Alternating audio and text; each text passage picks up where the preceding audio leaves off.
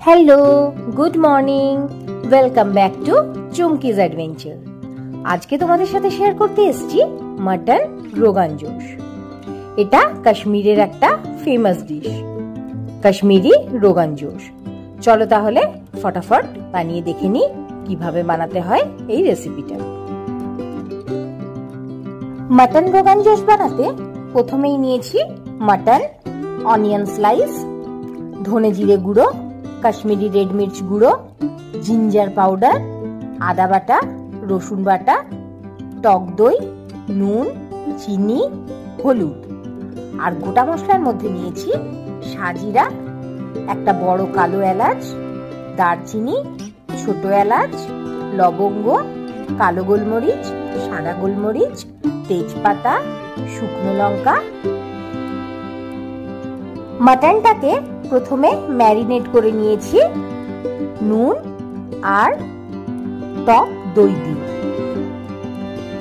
দইটাকে ভালো করে ফেটিয়ে অ্যাড করে নিয়েছি মাটনটার মধ্যে। পরিষ্কার হাতে ভালোভাবে দই আর নুনটাকে মাখিয়ে নিয়েছি মাটনের গায়ে। মাটনটা ম্যারিনেট করে রেখে দিলাম প্রায় 1 ঘন্টা। একটা প্যানের মধ্যে নিয়ে নিলাম 4 চামচ তেল। তেল গরম হওয়ার পর এর মধ্যে দিয়ে দিলাম সমস্ত গোটা মশলাগুলো। ভালো করে তেলের সাথে একটু নাড়িয়ে চাড়িয়ে নিলাম যতক্ষণ না এর একটা সুন্দর অ্যারোমা পাওয়া যাচ্ছিল।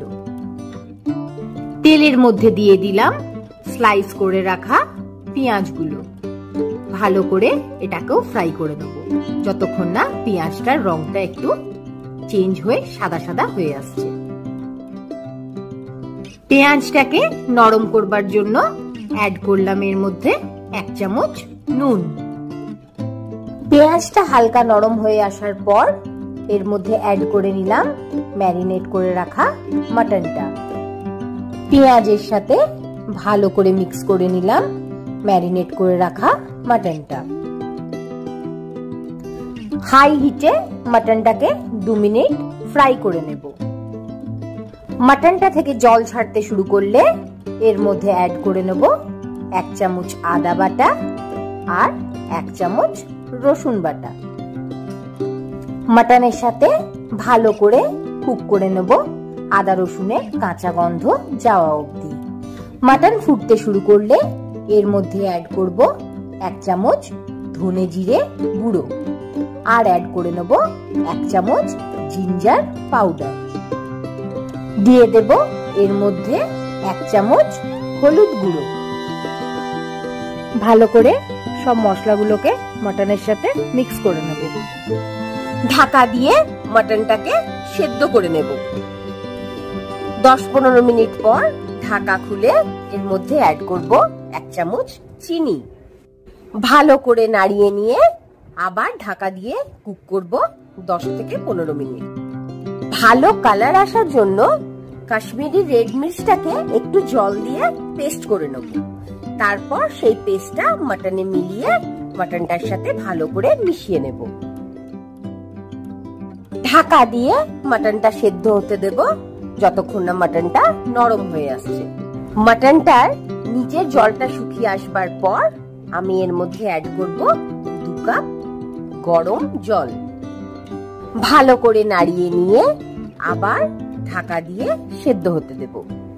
15-20 মিনিট পর মাটনের জলটা একটু টেনে এলে আবার ঢাকনা খুলে নাড়িয়ে দেব যাতে মাটনটা তলা না ধরে যায়।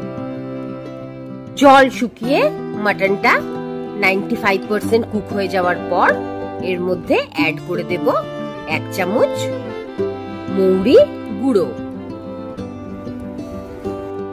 ভালো করে নাড়িয়ে চাড়িয়ে কুক করে নেব মাটনটা পুরোটা সেদ্ধ হওয়া অবধি। মাটনটা পুরো তেল ছেড়ে দিয়েছে, মানে রোগানটা পুরো বেরিয়ে এসেছে। এই অবস্থায় আবার ঢাকা দিয়ে কুক করে নেব মৌরির গন্ধটা মাটনে মিশে যাওয়া অবধি।